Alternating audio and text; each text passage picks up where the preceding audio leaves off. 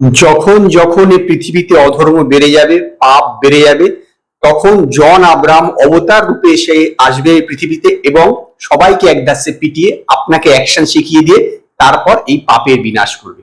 এই বেদা মুভির ট্রেলার দেখে আমার কিন্তু সেরকমই মনে হলো। লোককে মারবার একটা অজুহাত প্রয়োজন থাকে জন আব্রাহামের, এখানে সে একটা অজুহাত পেয়েছে এবং এক ধাসে লোককে পিটিয়ে পিটিয়ে পিটিয়ে পিটিয়ে সোজা করে দিচ্ছে। সোজা গল্প, এটাই হলো এই সিনেমার আমার গল্প মনে হলো ট্রেলারটা দেখে। মানে জন আব্রাহামকে একটা সুযোগ দিতে হবে যে সে অ্যাকশন করবে, আর এখানে সেই সুযোগটা আছে। গল্পটা একদমই এতটাই থিন লাইনার যে এতটুকু রিভিল করেন। এটি জাতপাতের গল্প, সিম্পল, মোটামুটি যা বোঝা যাচ্ছে যে নায়িকা যে আছে শার্ভারি ওয়া, সে একটি ছোট জাতের মেয়ে এবং সেই গ্রামে কিছু বড় জাতের লোকজন আছে, তারা তাদের উপর কিছু করেছে, তার জন্য সে ল পড়তে যাচ্ছে এবং সেখানে সে জাতপাতের লড়াইয়ের জন্য আবার এখানে জন আব্রাহাম তাকে সাহায্য করছে। বাংলা গল্প, এই যে লড়াইয়ে তার যে লড়াই তাতে সে জন আব্রাহাম সাহায্য করছে, এই হলো গল্প। সে একজন আর্মির থেকে তাকে কোর্ট মার্শাল করে দেওয়া হয়েছে, এই হলো ব্যাপার। এবার সে ধুমা দাঁড়াক্কা অ্যাকশন করে যাচ্ছে। এমনিতেই জন আব্রাহাম তো অ্যাকশন তো ভালোই করে, এই বিষয়ে তো কোনো সন্দেহ নেই। এখানে একটু ব্রুটালি অ্যাকশন বিভিন্নভাবে চুকিয়ে মানে চাকু বাকু ঢুকিয়ে দিচ্ছে এদিকে ওই থেকে।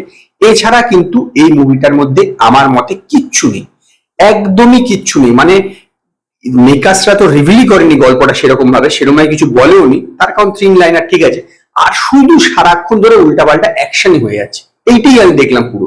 মানে 15ই আগস্টে যে 3টে সিনেমা বেরোচ্ছে হিন্দিতে, এই বেদা, তারপর খেলি খেলবে আর স্ত্রী 2, আমার মতে কিন্তু বেদা মুভিটাই সবচেয়ে বেশি উইক লাগলো। এইটা এমনিতে আমি শুনেছি যে সাউথের কোনো একটি মুভির নাকি রিমেক, একে তো রিমেকের হাল তো চিমেক হয়ে যাচ্ছে, বুঝতেই পারছেন কি হচ্ছে রিসেন্টলি, যা রিমেক করছে সেটাই ফ্লপ। এবার যদি লোকে জেনে যায় যে ওই সিনেমাটার রিমেক, এখন যদি এটা রিভিল হয়নি, তাহলে তো এই সিনেমার হাল তো মানে বুঝতেই পারছেন কিরকম হবে। কয়েকদিনের মধ্যেই এটা জেনে যাওয়া যাবে যে কোন সিনেমার থেকে এটা ঢুকেছে। কিন্তু ট্রেলারটার মধ্যে না কিচ্ছু নেই, শুধুমাত্র খালি দুমদাম দুমদাম অ্যাকশন আর ব্লাস্ট হচ্ছে, ব্যাস। আর ভাবুন জন আব্রাহাম বিপরীতে ভিলেনকে অভিষেক ব্যানার্জি, মানসি দুজনে হাইট সমান, এইরকম অভিষেক ব্যানার্জি এই, আর জন আব্রাহাম এই।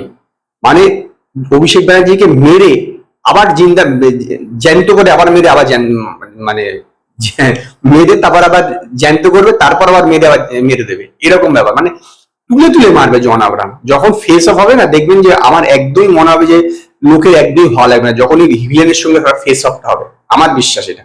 যদি এরকম করে হিরোইনের মাধ্যমে সবকিছু হয় তাহলে হয়তো হতে পারে, কিন্তু অভিষেক ব্যানার্জিকে জন আব্রাহামের বিপরীতে না অ্যাজ এ ভিলেন মানায় না, এটা একটা কিন্তু আপনার মানতে হবে।